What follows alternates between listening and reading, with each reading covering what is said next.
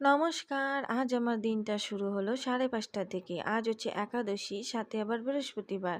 বৃহস্পতিবারে কত কাজ থাকে সে আমরা বাঙালিরা ভালো করে জানি।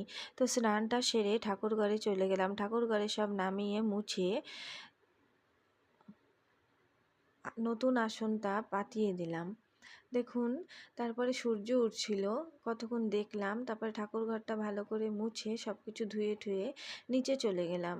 নিচে গিয়ে ফুল তুলে, তুলসী পাতা, ফুল তুলে, পাশের গাছ থেকে ফুল তুলে চলে গেলাম পান তুলতে। এই পান গাছগুলো আমার শাশুড়িমা লাগিয়েছেন, দেখুন কি সুন্দর হয়েছে।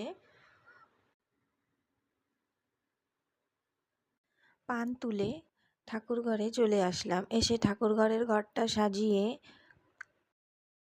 তুলসী গাছে জল দিয়ে ঠাকুরঘরে এসে ঘরটা বসিয়ে পূজাটা সেরে ফেললাম। কালকে তরমুজ এনেছিল, সেটাই আজ প্রসাদে দিয়েছি। পূজা সেরে চলে গেলাম কিচেনে। কিচেনে রান্না করেছি, যেহেতু আজ একাদশী, তাই ওদের জন্য আলু ভাজা, ভেন্ডি ভাজা, লাউ ডাল করেছি। তারপরে আমি বাইরে এসে দোলনায় বসে একটু ফল খেলাম। টাটা।